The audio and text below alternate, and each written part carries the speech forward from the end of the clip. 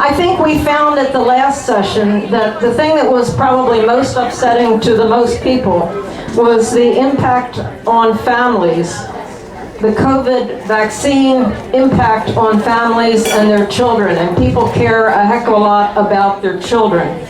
So we have asked a few parents if they would talk about what they have experienced, and the first one is Jennifer Luca, who is a proud Howard County mother of 3 sons, a small business owner, insurance agent.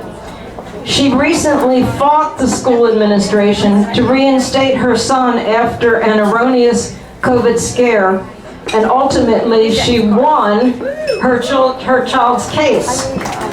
We're really pleased to have her here to tell her experience.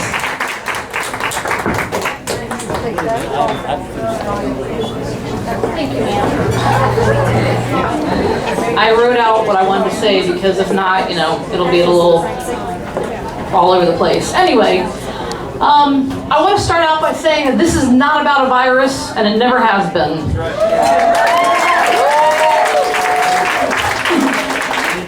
Prior to the incident that happened to me on September 15th, I had happened to watch a movie called Non-Compliant by constitutional lawyer Chris Ann Hall.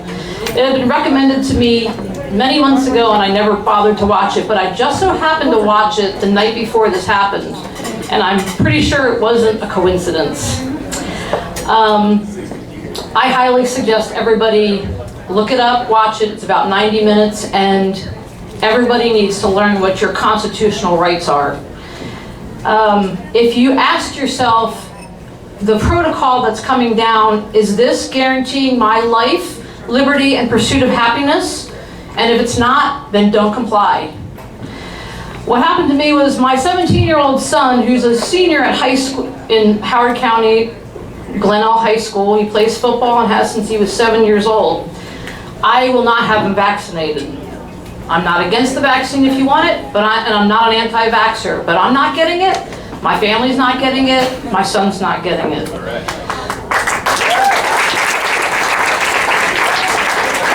On Wednesday evening, the night before Yom Kippur, which was September 5th, which I do observe Yom Kippur, at 5:30, I received a call from one of the assistant principals from my son's school asking me if he was vaccinated. And I said, vaccinated for what? And she said, well, for COVID-19. And I said, why would he be vaccinated for COVID-19? Of course he's not. He's 17 years old. He's a boy. He's an athlete. No. And she proceeded to tell me that he was now possibly around a possible COVID-19 positive case. And since he was unvaccinated, he was quarantined for 10 days, starting today. Well, I told them that there was absolutely no way they were going to discriminate against my son for being unvaccinated, and he was coming to school the next day. At the time, I didn't think that it was Yom Kippur and they were off school, but whatever. That's a different story, okay? I actually hung up the phone and I was so pissed, that I was like, oh crap, they don't have school tomorrow. I guess he won't be going back to school. Although I have tried to send my kids to school on holidays because I'm the type of mom where you go to school, sorry. I also asked her who the child was so that I could talk to my son when he got home and ask if he was around this child, because of course, if you can't get the DMV right, you can't get your protocols right in any situation as far as the school system or anything else, okay? So of course, they pulled the privacy law on me and said, can't tell you that information, it's all privacy. I told her that she wasn't going to deny my son an education, and I would be sending him back to school the following day. She quickly threw the nurse under the bus and said, the nurse will call you back in 5 minutes. Because I don't think she knew what to say at that point. She probably didn't have any parent who was willing to stand up and say, I know my constitutional rights and my kid's going to go to school. Yeah. 5 minutes later, of course, the nurse calls back. And she proceeds to tell me the entire same BS line that they tell every parent. Can't come back to school because he's possibly been exposed to a possible COVID-19 positive case. I told her, not going to happen. He's going back to school. Sorry. She told me that basically she was just trying to keep the kids safe. which is one of my biggest pet peeves that I hate. And if she were face to face with me, I probably would have killed her, because that's how much I hate that expression. I said, really? So you're going to stop all these teenage kids from ever doing drugs, sleeping with other people unprotected, and never driving drunk, right? And she said, well, you're rude, and hung up on me. I didn't think I was rude, but all right. I didn't swear at her. I didn't, that's just not me. Anyway, I called 17 lawyers that night. That was at 3:30 in the afternoon, and I called 17 lawyers, and not one of them would talk to me. So I work for a large insurance company, and I've been with my boss for 30 years. He has a friend who's an attorney. Of course, he's a very leftist liberal. I called him and said, I need to figure out how to get my kid back in school tomorrow because he's being discriminated against for not being vaccinated. Of course, he chided me about not vaccinating my child. And of course, me not being vaccinated, and told me how he was going to come to my funeral and say how blah, blah, blah, I didn't take the vaccination. I said, well, you're going to be dead in 5 years, and I'm not sorry. But he did tell me one thing, and that was, go and get your child tested and get a negative test. Now, during this whole thing, my son hadn't had any symptoms, zero, nothing. He plays football every day. He has had no issues at all. He says, go and get a test, get a negative test, send him back to school on Friday, which is what I did. I didn't want to do it, but I actually did. I took him and I got the rapid and the PCR test. The rapid test came back, of course, immediately negative.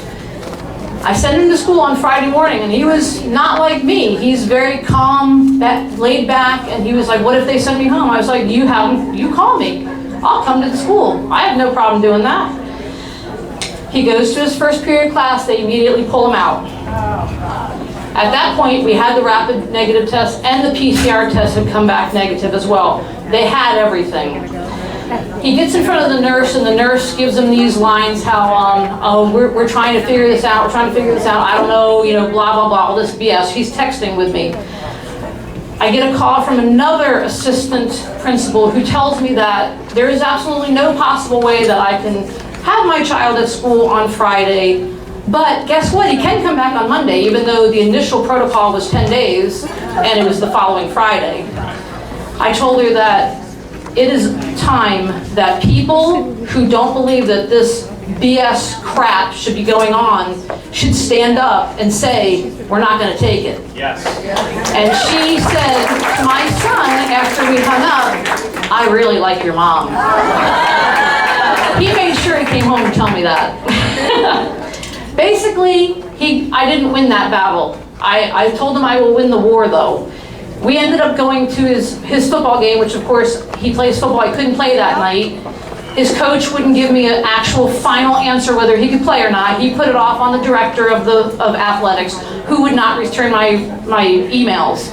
I also called the liaison for Howard County to the health department, and she, of course, would not call me back. I mean, I've never to this day gotten a call back from her. And my husband and myself and my son all went to the game that night and sat in the stands, and nobody said a word, of course, because it's not about a virus. It's about destroying our children, and that's what they want. That's it for me. I will tell you that you should learn the Constitution. Put your phone down, get off social media, and learn your rights and learn the Constitution, and get involved with your children, because they do brainwash your children. My husband and I have many sessions with my son, this is my youngest son, to unbrainwash him from what they teach them, okay? I don't have any skin in the game, but you know what? It's not right what they're doing, and it's not right what they're doing to first graders, second graders, putting them in a mask all day. It's just not right. Thank you.